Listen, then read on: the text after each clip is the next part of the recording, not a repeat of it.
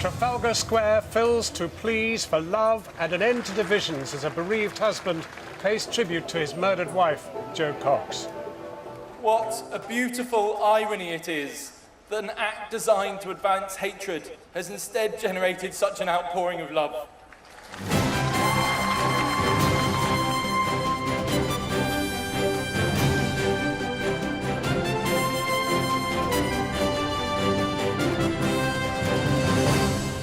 Good evening from Westminster. We live in extraordinary times. A grieving husband comes to Trafalgar Square on the eve of the most important vote in generations to plead for love and unity and for the politics espoused by his late wife, Jo Cox.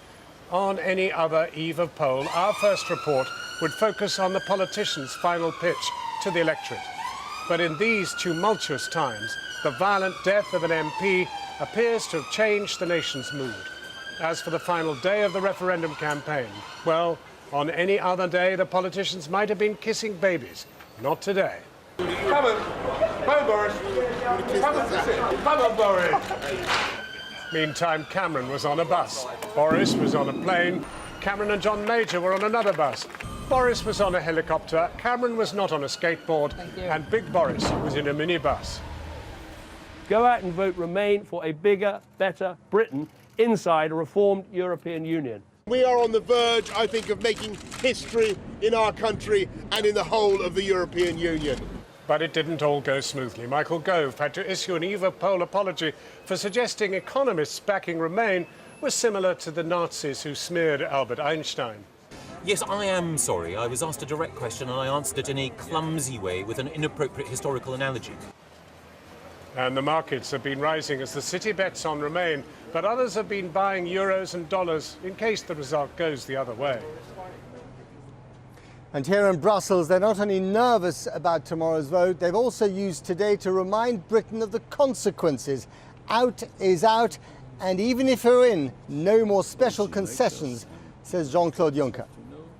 We're live in Glasgow, where if the vote is as close as the polls are suggesting, then the votes of Scots could be a decisive factor in this historic referendum. This afternoon in Trafalgar Square, half a mile from here in Westminster, the referendum campaign took a back seat for a while as crowds gathered to honour the memory of Jo Cox. The Labour MP for Batley and Spen would have been 42 today if her life hadn't been cruelly snatched away in a gun and knife attack outside her constituency office last Thursday. But the events that have followed that attack reached an extraordinary climax today, with a memorial event where thousands heard a tribute from Malala Yousafzai and an emotional message from her husband, Brendan. When Brendan Cox last took his children sailing down the Thames as part of the campaign to keep Britain in the European Union, his wife happily tweeted a picture of them. Now, exactly a week later, they're on their way to a ceremony to mark her death and begin a new campaign in her honour. Friends, colleagues, neighbours and onlookers gathered in Trafalgar Square to share in the family's grief. I walked across an empty land and fight the hatred which claimed her life and which they fear is poisoning political debate. Jo's killing was political. It was an act of terror designed to advance an agenda of hatred towards others. What a beautiful irony it is that an act designed to advance hatred has instead generated such an outpouring of love.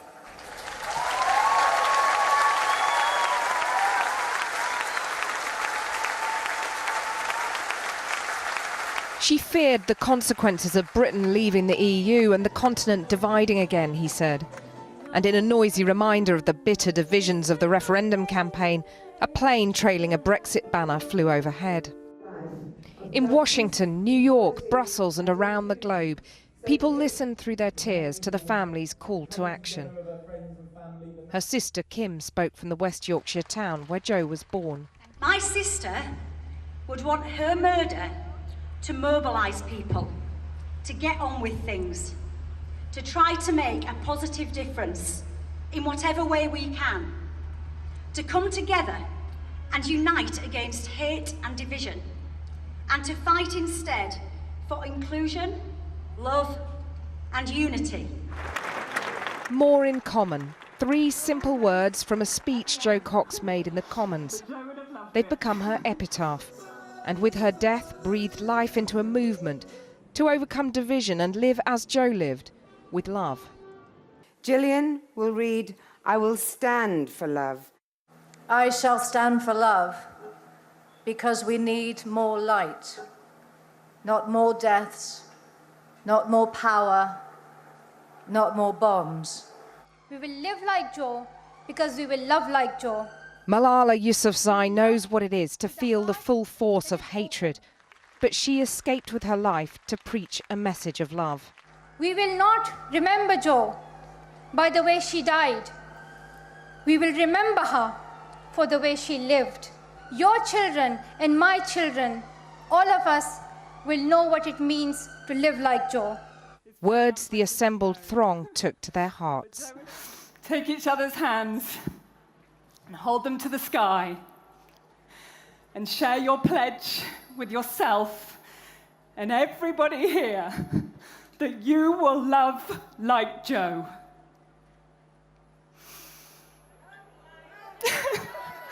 Love like Jo. In the middle of the garden. No! Let's lift it up! And here's how Jo lived and loved.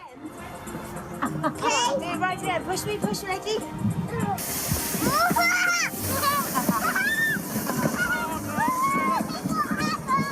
You can run. You can run. You can hop. You can skip. But don't stop. Stop. Just put your best foot forward and you'll be there soon. That brought tears and a wave of applause. So 12 hours to go before the polls open for the most important vote in all our lifetimes. And the signs are tonight that it could not be closer. The rival camps have spent the day pressing home their final messages in the hope of convincing those voters who are still undecided, with David Cameron aboard the Remain battle bus and his old Etonian schoolmate Boris Johnson flying up and down the country for leave. The rest of tonight's programme is devoted to tomorrow's big decision at the end of a very long and very eventful journey. You could call it an odyssey.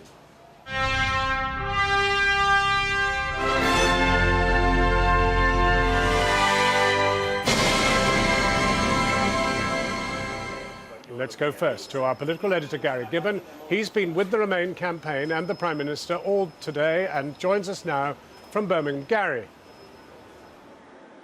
There's a kind of template that's emerged for the last hours of a campaign like this. You try and charge around the country, creating a sense of urgency, trying to make sure that voters pick up the signal that this is an incredibly important vote. You, on an occasion like this, try and show breadth of support, and the Prime Minister's gone around surrounded with people from other parties, and you try and boil down your message as much as you possibly can. I think it's probably true to say that Vote Leave have won the battle of the slogans. Take Control seems to have penetrated people's minds more than any of the Remain slogans, but David Cameron is hoping he can win these last important battles, the overall war. This is what happened in his last day and the rally that just finished it. Thank you very much. Thank you. Gordon Brown, David Cameron, Paddy Ashdown, the Greens' Caroline Lucas, and more besides. They poured out of the bus and poured out their hearts to wavering voters. And I would urge everyone, as they go home tonight and they think about how they're going to vote tomorrow, look at your children. Think of your grandchildren. Think of the opportunities you want for them. We don't want to cut them off from opportunity, cut them off from the world. We want to give them the best chance we can, and that is why we should vote Remain tomorrow. If you want jobs to remain, vote Remain. If you want companies to remain, vote Remain. If you want investment to remain, vote Remain. If you want industries to remain, vote Remain. And we will be no less British as a result of cooperating with our neighbours. You know this? And David Cameron clapped as his old foe Gordon Brown attacked a nightmare vision of workers' rights mauled by victorious Tory Brexiteers. I think, luckily, those aren't quite my size. They're going to be a little bit... The day started in Bristol at a factory making Heelys. Then a joint appearance with Sir John Major, who gave this stark eve of referendum warning. If they vote to leave on the basis of half-truths and untruths and misunderstandings, then pretty soon the grave diggers of our prosperity will have some very serious questions to answer. They will have to account for what they have said and done.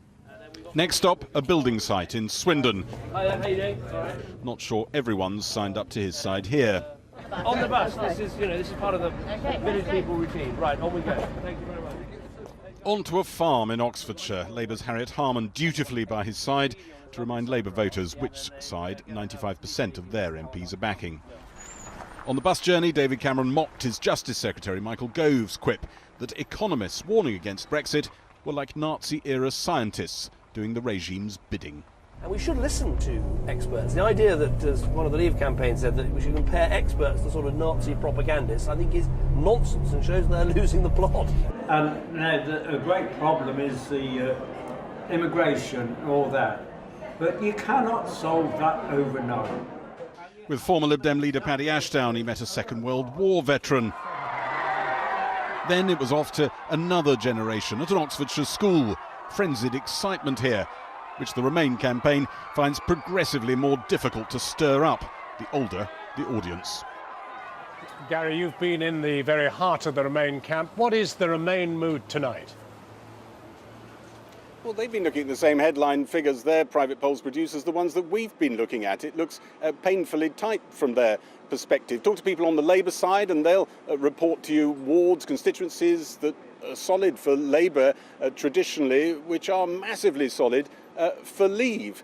There has always been an expectation, though, a hope perhaps as much as an expectation on the Remain side, that things would break their way a bit at the end. And there is a sense, you hear it in both camps actually, that maybe the pause for reflection that happened after the tragic killing of Jo Cox might just have created some sort of firebreak to the momentum that was building up on the Leave side and might just pull it back for them. But Leave could have got so far ahead, it doesn't come back far enough for them. Gary, cast forward to Friday. What could be happening on Friday if we Remain? Indeed, what could be happening if we vote Leave? Well, if the country has voted to leave, a whole new chapter in Britain's history will have been opened. There would have been an extraordinary revoking, a turning against of the entire British political establishment. Remember, about 73% of MPs want the country to stay in, and we would be starting a process that could go on for quite a while. The negotiations that would happen with Europe, and before that perhaps trying to work out what it is that Britain wants to become that isn't part of Europe but is something else. A long protracted process potentially there, but if we vote to Remain, there'll be great questions about whether Europe is really going to reform anymore. There'll be questions about what happens to the anger that has been identified and built up in communities, anger about immigration, anger against the political establishment. Where does that go? And we could also see David Cameron trying effectively to negotiate the second coalition of his political career, but this time with his own party.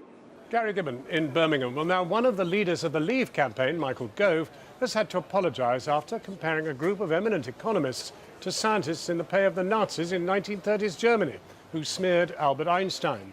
The economists for Remain group said Brexit would make a recession significantly more likely.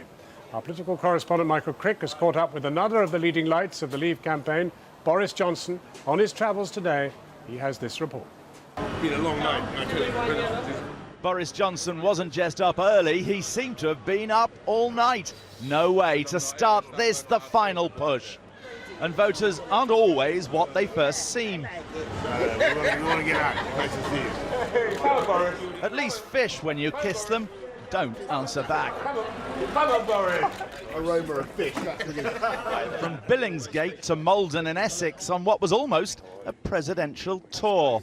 Note the untucked shirt as he then boarded the plane to Leicestershire. Meanwhile, Johnson's Vote Leave colleague Michael Gove had said sorry for yesterday, comparing economists who warned about Brexit with the Nazi-paid scientists in Germany who condemned Einstein's work. Yes, I am sorry. I was asked a direct question and I answered it in a clumsy way with an inappropriate historical analogy. So I regret it, I misspoke, and I do apologise. An unusually full apology for a politician. Back with Johnson, it was by helicopter to Wolverhampton. Good afternoon. Good afternoon. And then on to Selby in North Yorkshire. We are on the verge, I think, of making history in our country and in the whole of the European Union. He was mobbed almost as much here in the north as he is in London. Boris, if you lose by one vote tomorrow, do you accept that the people have spoken and you're going to shut up on the issue? Look, what I certainly think is that so you may not accept over it. the last few, can I just answer the question, Michael? Over the last few weeks and months, we've had a fantastic debate, and I think the issues, the concerns of the British people have come to the fore, and people can see that staying in the European Union as it currently is constructed is not I didn't ask about the quality of the debate. And you won't accept the view of the British people if it's a narrow victory. What I'm fighting for tonight and until close of polls tomorrow is to get a vote to leave and to take back control, because that's the right thing. And if you lose, you'll go for another go. Why should I even contemplate that? Well, you should be willing to say now, I will accept the result of the British people tomorrow night, and the issue is then dead and dusted and done and gone, and all the clever words that you would use, and it will not return in our lifetime. Are you willing to say that? It seems, if I may respectfully say so, Michael, I think you're putting the cart before the horse. We're now in the closing stages of a vital campaign. Is it possible that immigration levels will go up if we leave the European Union? I think it's highly likely that immigration levels will come down. Only highly likely, so it is possible. Because, well, I don't, who's to say who's going to be in government or what policies they will pursue? You wouldn't be able to control immigration if we came out of the EU in the way you say? No. A government would be able to do that. And a government would be able to be fair to people. And if you ask me, do I think immigration levels are too high at 333,000 net, as they were last year, then the answer is yes, I think they were. So would they come down to the tens of thousands that your party was promising? It would be possible for a government to do that. And as the Prime Minister was told, it is not possible to do that as long as we are in the EU. Last stop, a pint in Darlington. If all goes well for him, this man could be Prime Minister by the autumn. And Michael Crick joins us now live from Selby in Yorkshire, where Boris Johnson's Leave flagship passed through earlier. Michael, the mood in the Leave camp tonight? I think the right phrase would be cautiously confident. I think that's true of both the official Vote Leave side and the sort of unofficial UKIP side. They say that the polls suggest there hasn't been a substantial switch back to Remain in the final days that many people were predicting, particularly following the murder of Jo Cox. On the contrary, they say, they think that the Jo Cox story and the row about immigration following that UKIP poster have actually crowded out any attempts by the Remain side to return to economics and warnings by the IMF and the Bank of England and so on. On the contrary, they say the last few days have been dominated by immigration, although there have been rows about that poster within the Leave side. The fact that the agenda has been on immigration is going to help them get out Leave voters. Another point they make is that, of course, around 20-25% of the voters are likely to be postal voters. And they say that their surveys from around the country suggest they've won comfortably amongst postal votes, most of which have now been cast. They've won comfortably, particularly in Labour areas, and they think that will overcome what may be a small victory for the Remain side tomorrow amongst people who actually vote on the day. Michael Crick in Selby. Well, at the same time, other politicians in both camps have been making final appeals for votes. The Labour Remain campaign has taken to the skies with their message. Party leader Jeremy Corbyn and London Mayor Sadiq Khan have told the party faithful that choosing to stay in the EU will mean jobs, stability and a stronger economy. This decision will impact our lives, our jobs, our prosperity and our security for decades to come. Well, the UKIP leader, Nigel Farage, has spent his final campaign day surrounded by supporters. He says the referendum has been a long ride that never would have happened without UKIP, and that a vote to leave the EU would help control migration and lead to greater autonomy for Britain. Good morning, everybody. So this referendum is actually quite simple. This referendum is the people versus the establishment. So, what do the pollsters think? After mostly failing to predict a Conservative general election win last year, they know that all eyes will be on their performance this time. A poll of polls shows a bit of a roller coaster ride over the last year, but the latest surveys mostly have the Leave and Remain sides nail-bitingly close. Of those who've made up their mind, 49% said that they support Leave, 51% say Remain. But most polls also find that more than 10% of people still have not made up their minds. The bookies seem more certain. Most give odds of 3-1 against Leave and 4-1 on for Remain. And the money markets show the pound up against the euro over the last week and strong against the dollar after touching its highest point since the start of the year on Tuesday. So while the markets seem to have made up their mind, polling experts warn that the margin of error means that relying on such surveys is a risky business. But that seems to be exactly what is going on in the city right now. Share prices have been rising throughout the day. Our business correspondent, Helia Ibrahimi, is with me. What's it all about, Helia? Well, as you said, the polls are very close, but actually the city has already made up its mind. In the last couple of days, we've seen a real bounce in sterling and in shares, which means that hedge funds and traders have already made huge amounts of profit. And it's created this weird situation where the market is actually completely unprepared for a Brexit vote. The UBS today said that the FTSE could lose up to £350 billion if we had a Brexit vote. And hedge fund bosses I spoke to said, quite frankly, they were unprepared. Helia Ibrahimi. Let's widen the debate a little now. Beat of Britain.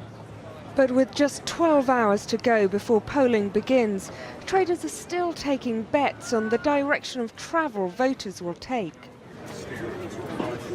The FTSE 100 hit a 14-day high, with more than £81 billion being added to the value of stocks and shares in the last week. But the more markets go up, the more extreme the shock will be if a Brexit does happen on Friday. Sterling, we think, is one part of the market which is most vulnerable to a vote. We think if we vote to leave, we could easily see a 10% fall in sterling versus the dollar, down towards around about 130, levels we haven't seen for, over 20 years.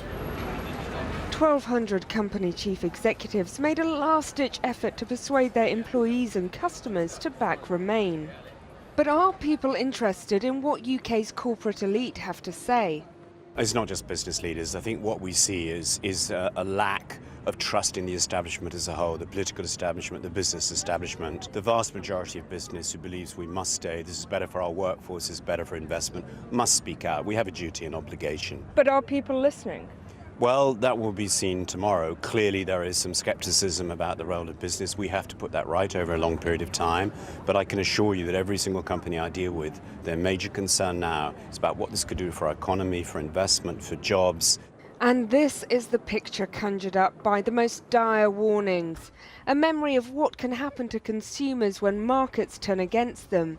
Maybe it's the thought of Northern Rock that has persuaded banks to be extra careful by stockpiling cash. One pinch point people are talking about is ATMs and whether banks can cope with the sudden increase of demand of people wanting to take out money on Friday if there's a Brexit vote. Already today, the Post Office is reporting a surge in demand of consumers wanting to take out holiday money in euros and in dollars. And two companies that transfer money abroad said they would suspend operations on Thursday because of expected currency volatility. But there are voices that say the doomsday predictions claiming Brexit would be another Lehman moment are overplayed. Not just in the Brexit camp, but from the world's biggest bond trading company with $1.5 trillion of assets under management. There is a bigger question as to whether this is a major market-moving event for global markets, and whether this, brings us into a different state of the world. We don't think that in the event that we vote to leave, that this would fundamentally change the course of the global economy. It's a big deal for the UK, but a manageable one for the global economy. The swings and roundabouts of asset prices have already made a lot of people in the city rich. What happens to the real economy? We'll have to wait until the final result comes in. So what has this campaign told us about who we are? We're joined now by the novelist and commentator Will Self, who is supporting Remain, and supporting the Leave campaign, the crime writer and journalist Drida Mitchell. Drida Mitchell, you've taken a very interesting position, certainly not that of UKIP, but I'm wondering what you feel this whole campaign has told us about ourselves. Are we as nasty as some of the campaign has been?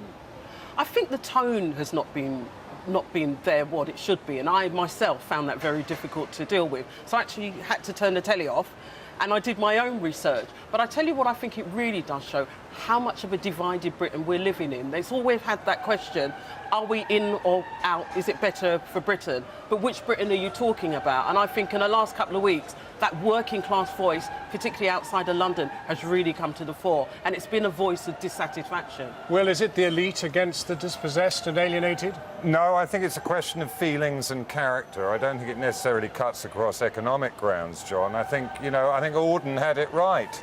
The best lack all conviction, while the worst, saving you, Drita, are carried away by a passionate intensity. The case for remaining has never been a heart case, it's a head case. But I was in South Shields last night, and there were a lot of people who were voting, leave, because they hate the government, and they feel the government hasn't delivered for them. I think it's and this is their chance to kick them in the teeth. Absolutely, but at the same time, the Remain keep telling us how successful it has been in the EU. If it's such a success for working people, why are they not feeling so great? Why is it people who are at the lower end of the pay spectrum are the ones feeling it the most? So I think as well as a kick for the Tories, I think it's also a kick against the EU, quite rightly. I think it's deeply worrying that people who I've spoken to who are voting to leave are saying that they just want the snow globe shaken up. And that's the kind of mentality that leads to extremism. It's a populist desire for people to feel that they're doing something. Here they see an opportunity to kick But I'm interested, are you talking about people that you've spoken to in wide sections of society, outside of London and the South? Yeah. Places like Stoke, places like Hull, places like Sheffield. Have you been to hard working class communities and asked that kind of question? Well, the last person I spoke to was a builder in Orkney. So you can't get further outside London and still be in Britain than that. I think you need to go. I was in Stoke about 5 years ago, and I have to say I was very shocked at how very different it was from London. So for me, the EU referendum is about the type of Britain we all want to live in. We all want to live in, and we should all have an opportunity to do that. But could I introduce another thing? I mean, are you partly opposed because you'd like a Europe that did work for working people, but that you actually would like to be in a Europe that worked, but not this one?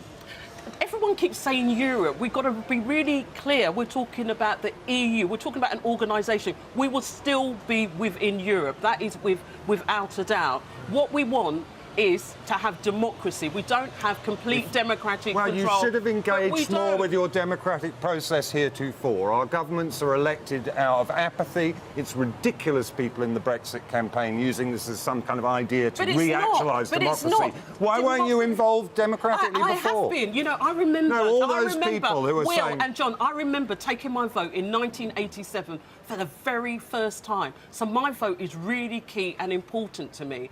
And I feel passionate that democracy should rest in Britain. When I hear an organisation outside of Britain actually has some sense of controlling that, that can't be right. I don't feel I'm living in a complete democracy. Let's ask Will a pretty key question. Supposing you win on Friday, will you be saying to yourself, I tell you something, we may have scraped away with our lives this time, we've got to do better for the people who get nothing out of this? Oh, absolutely. And that's why I said... But you're not going to, are you? No, but the Remain vote is head, not heart. Nobody's in the Remain side, except people who are being fatuous, are trying to pretend that everything in the garden is rosy, either domestically or internationally. Have you heard any of their leaders actually espousing, what I'm going to do is to put Britain in the heart of Europe, to change it for the better? No, never. because the campaign has been conducted on both sides hypocritically. So it's been conducted utterly hypocritically. Now, I say to you, Drita, not all Brexiters are racists, but almost all... I like to think not. But almost all... Just because you're black doesn't mean you can't be a racist. But, whoa! I can assure hang on a you, minute. You know, I'm not a racist, and I've been very, very clear that I'm not part of the official Will you let me Leave finish campaign. the sentence? I'm a voter Will you let who's me voting finish about the democracy. sentence? Will you let me finish the sentence? Not all Brexiters are racists. But almost most aren't. Will you let me most finish? Aren't. And I have to say that. Will you let me finish? But almost all racists will be voting for Brexit. So those are your fellow travellers. Enjoy the ride. You could say, enjoy the ride. By the same token, Will, you could say all the elite will be voting to remain. Exactly. And aren't you part of the elite, Will? Trying to find... The metropolitan elite, Will. What do you know about people outside of London? Listen, what do you know about those lives? This is about geopolitical issues as much as anything else. We live in a febrile and vociferous world. This is about trying to preserve what stability we have. Do you think you have the same vision of Britain? It seems to me you're talking about two completely different countries. She's talking about Stoke, I was talking about South Shields, you're talking about West Hampstead. And isn't that the issue? Steady on, John, that's a low blow. I mean, I would love it if the grateful nation would relocate me to Hampstead, but I'm currently living in South London. I think, can I just interject, because to pick up on you talking about racism, this is what I hear from lots of people who I know who are white, working class. I grew up in East End of London, are still part of that community. What they say is when they talk about particular issues, the reason they won't speak out is they're frightened of people like Will calling them a racist. They should have the space publicly to voice their concerns. So if you go to those communities, you should engage with them, Will, and start talking to them about their concerns. I've been engaging with communities and being a political commentator and thinking about this stuff for a long time. I have one question for you. Do you have to be quick. Do you think that Nigel Farage's campaign has blown the dog whistle of racism? Nigel Farage is not part of the official Leave campaign, and I have publicly chastised Farage myself. He's the guy you're following. Pause on Nigel Farage. Thank you very much indeed, both of you, Greta and Will. Now let's go over to Matt Fry. He's at the EU Parliament building in Brussels. Well, John, we've had fireworks here as well. Here, the European Commission President, Jean-Claude Juncker, has ruled out any further concessions to Britain if the country does vote to leave the EU tomorrow. His comments further demonstrated that there are serious implications whether we're in or whether we're out. Now, if Remain wins, David Cameron would still have to seal the deal agreed here in February. If it's leave, well then Article 50, which foresees the departure of a member state, has never been used before and doesn't make for an easy exit. I spent the day in and about the European Parliament. Whoever said that Brussels was grey, dull and faceless? It was just as well that the European Parliament laid on their annual food fair today. The prospect of Brexit has created jitters here. The need for comfort food, especially the free variety, is paramount. And every country is doing its bit. Oddly enough, the austerity-stricken Greeks more than anyone. As for Britain's contribution, well, you'd be excused for thinking that they were already packing up to leave. Is this all you've got? No. Come on. No, we have got more. We've got lemon squash. Lemon squash, right. I've got to refill. Okay, and that? Jelly. What's that? Jelly? Bartley's jelly that went extremely quickly. All right. Shortbread, which I can't Shortbread has fill. gone, I obviously can't fill popular. quick enough. Right, I put okay. them on and people take So this could be the last time you have a stall here. No, we'll just have to plan more people and bigger. I'm talking about Brexit. Oh, yeah, maybe. You never know. And that's the point. For once, this place feels besieged. And it's not just the threat of terror after the March attacks. It's a queasy sense of self-doubt about the future of the EU, which is why most MEPs are keen to highlight the downside of a Brexit divorce. Walk us through some of the complications that would arise if we decide to vote Brexit. Well, it will require a lot of very long meetings of seeing what will happen, because this is the first time that somebody has used an article that we thought would never be used in the Lisbon Treaty. And it's designed in such a way to be almost a disincentive by making it so complicated. And in fact, one of the fears that there are is that there will be other member states who will try to go down the same route. In the carpeted corridors of power, I came across a German Social Democrat who went one further. He thinks that Britain should be made an example of if we vote out. I think Britain has to pay a price for leaving because there's a lot of damage caused, and somehow we have to define what is the price for leaving the EU and having further on conditions to work with the EU. It is not without paying a price. It cannot be. Otherwise, it would be so good just to do that again for other member states, and then the EU would fall apart. But this isn't just about Britain. Europe is rife with insurrection. You have a problem. Yes, we have a wave of egoism, populism, nationalism all together, xenophobia, racism. There's a lot of negative movements in our populations in Europe, and we have to address the concerns of the citizens, no doubt. It's the gulf between Europe's people and its politicians that has led to the rise of mainly right-wing populist parties. In another corridor, next to a tortured sculpture, we met someone who welcomes Brexit and wants a German referendum. We will call for a deep change of the treaties, and what we know, it's impossible to change the treaties. But referendum, yes or no? Referendum, yes. Then, of course, if we are moving towards an ever closer union, we are moving towards the direction of giving up our sovereignty, and this is what we don't want. So wherever in Europe you get your nibbles, the old certainties are gone. Britain's stall could look like this next year. The question is, will anybody be next? Well, with me now, Peter Lundgren, who's an MEP for the right-wing Swedish Democrats, and the centre-left Spanish MEP, Beatriz Becerra, who is a member of the Alliance of Liberals and Democrats for Europe. Welcome to you both. Let me start with you, Beatriz. I mean, we heard Jean-Claude Juncker today say, no more concessions, out is out.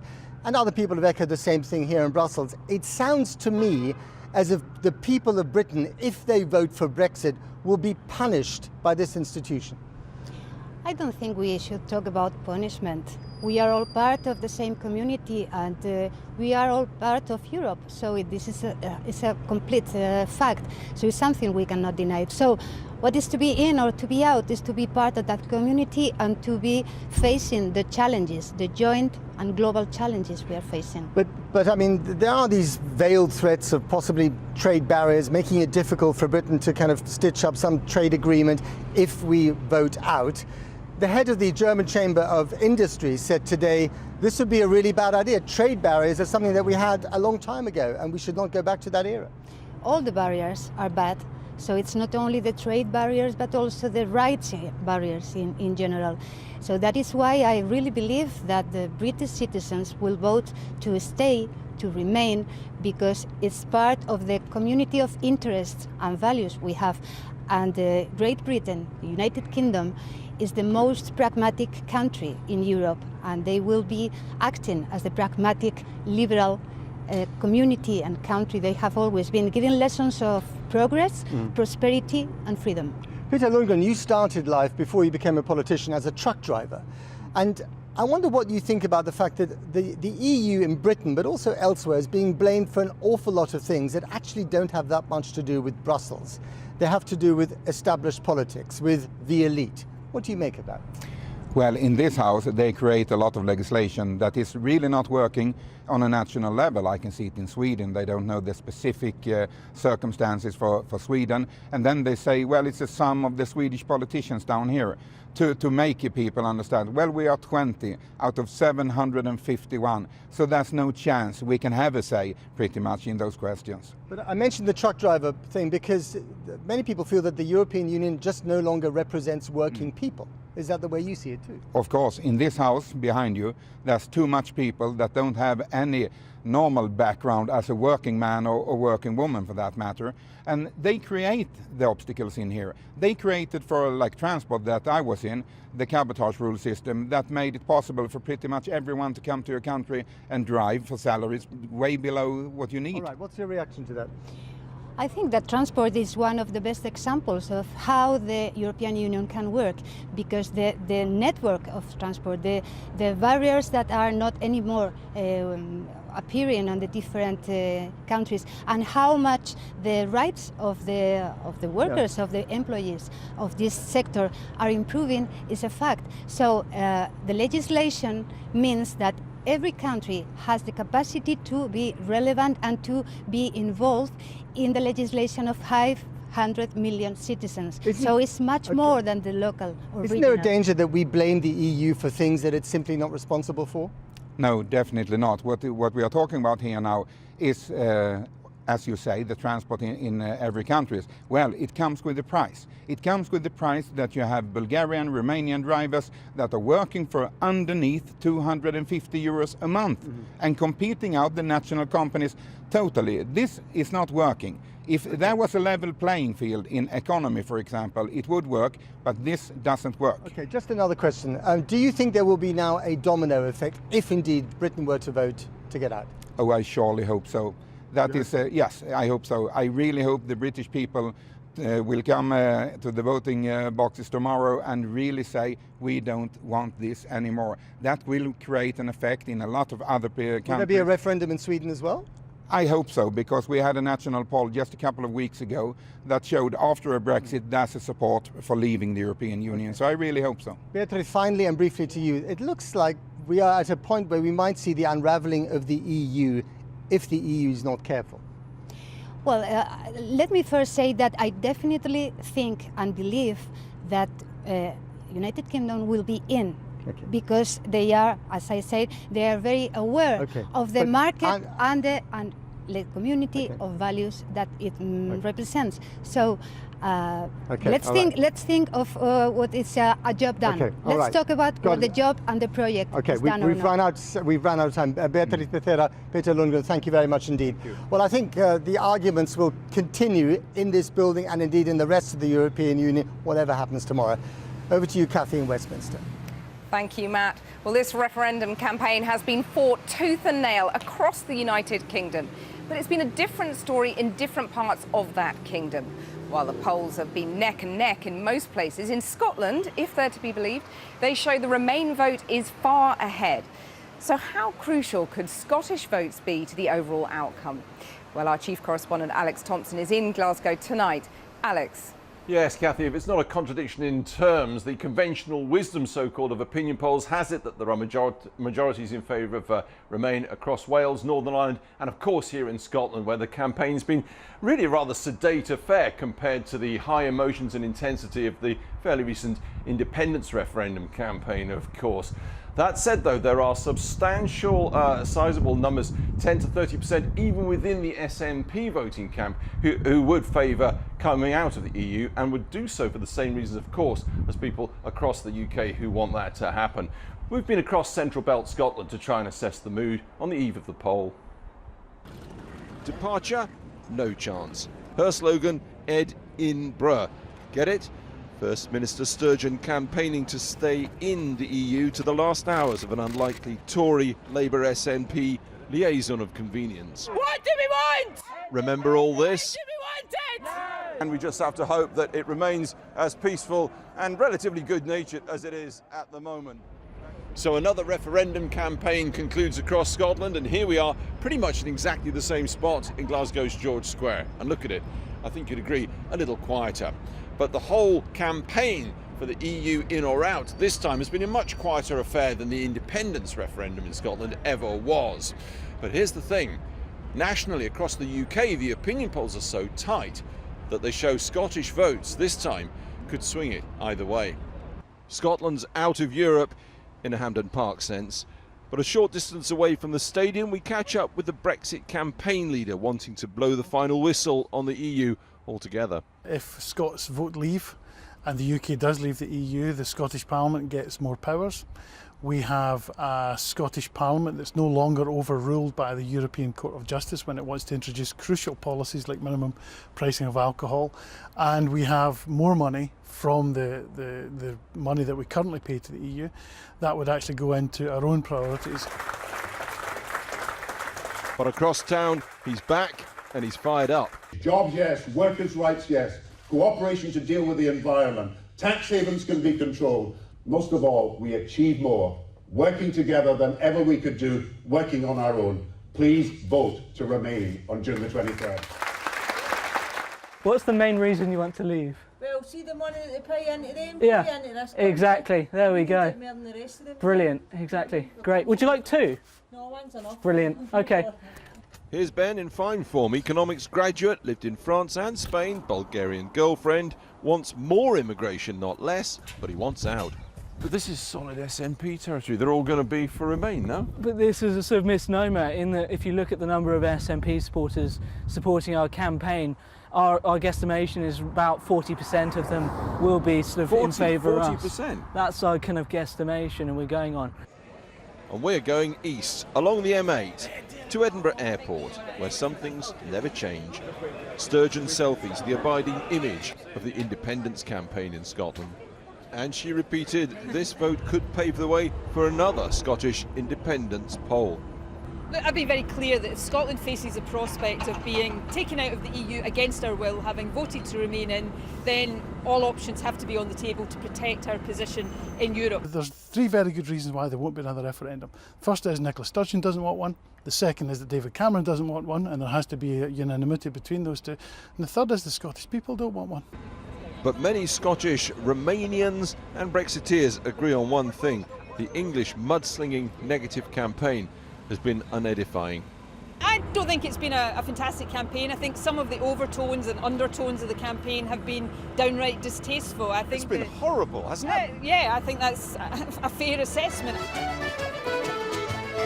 But what's this? Yes, positive campaigning at last. Outside Parliament at Holyrood, a Remain Cayley. Scotland's always had an internationalist outlook for hundreds and hundreds of years. I think we should keep that going into the future. It's about being neighbours with our neighbours. We're just celebrating being part of a union that we actually want to be in, which is the European Union.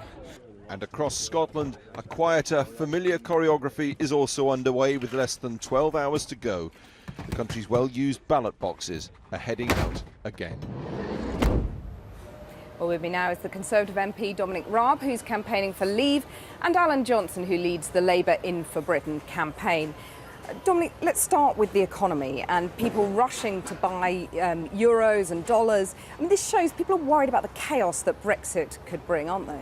I don't think so. If you look at either the FTSE or the pound, it's been on an upward trend since David Cameron came back with that deal in February. Manufacturing up, employment up, inflation stable. And what we heard today, most significantly from the German BDI, which represents something like 100,000 German companies, is they're adamantly opposed to any tariffs on British trade with Britain if we leave the EU. And that is a very important message of reassurance.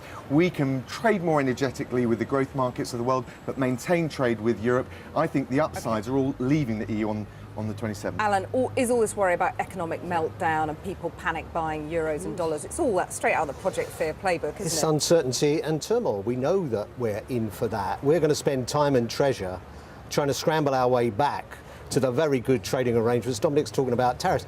It's that single market that, incidentally, the Conservative Party under Mrs Thatcher led the way on creating, Britain led the way on creating, that gives us this benefit of 500 million consumers.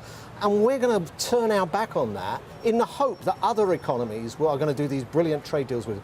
You know, we export more to Ireland than we do to all 52 members of the Commonwealth put together. It's not going to happen. Talking about turning our back on the EU, we want to continue trading. And what the German BDI said represents 8 million workers. Yeah. And it said there is no way that they want to see a German. Don't even let the question arise. Remain in the European Union and take advantage. I'm not. I want Britain to be better than that, not held back by the shackles of the EU. Freed up to trade more. Sorry, what are these shackles? What shackles are you talking about? Are you talking about workers' rights? Are you talking about the Working Time Directive? So let me give you two things. First of all, the regulation that stifles small businesses, which create 85% of the new jobs. Secondly, the regulations that mean they have to comply with one single market. I'm sure Cathy won't let us get into all the regulation. Happy to come back. The other thing is the fact that we just had free trade negotiations grind to a halt with Latin America because of the special interests and protectionism that come with an EU of 28. Let's get free of that. Okay, lots of expert warnings on both sides, but plenty of experts... No, on our side. No expert warnings on their side. Well, let's talk about the experts then. Michael Gove has apologised now for likening the experts and the businesses to Nazi propagandists. But it spoke volumes, didn't it, about the fact that he was more willing to abuse the experts than listen to their warnings. Well, I don't think we need a lineup, a roll call of people, members of the elite and the establishment. What we need is to look at the evidence, and that's what I've been doing. That's what we're debating now. And actually what the British people at home want to know is who's going to speak up for small businesses, because they create 85% of the new jobs. Who's going to speak up for that free trade I'm talking about, because that's what will cut prices in the shops. But most of all, people want to be master of their own destiny. You can't do that in the EU. Leave has given Remain a run for its money in this campaign, whatever the result tomorrow. Has Jeremy Corbyn strained every sinew to persuade Labour voters to back Remain, particularly on the issue of immigration? Yes, I've got no problems at all with the leader of my party. Yes, he voted against in 1975, as many people did. There's many people who've changed their views on this. And yes, he's looked in his done everything campaign at I times that he wanted couldn't him to care do. less. You don't have the leader out every day in any campaign. You have the leader out when you need them out. This afternoon at King's Cross, he was absolutely brilliant. You've got a clear contrast in Labour, where, and I respect that because there are different views on all sides. You've got Jeremy Corbyn who says there should be no limits on immigration. You've got Andy Burnham that says the opposite. The raw truth is people want to see some controls, not pulling up the drawbridge, some controls on immigration. You've made that point very clearly. Okay. Unless you come out of the EU. Win or lose, is the Prime Minister's job safe? Absolutely. No question. What? Well, if in it's my Brexit? mind, in my mind. We're talking about Prime Minister of this country, Dominic. So the danger I'm is more worried that... about Jeremy Corbyn because do you know what? Because there's a whole future. load of salsa. He's the future Prime Minister. Danger is, though, that a lot of Labour voters see this as a referendum on David Cameron, don't they? That is a real risk, isn't it? That has been a problem because it looks like who's going to be the next leader of the Tory party with Boris on the other side. And I have to say it's been very difficult to break into the media. I'm not blaming you for that. Unity is boring. Disunity is very exciting for you. Alan Johnson, Dominic Raab, quite a good humoured discussion. Thank you very much for joining us. After the break, it's a debate that's divided friends and families right across the country. We've been to the Royal Cheshire Show to canvass opinions on tomorrow's big vote and found little to suggest much agreement.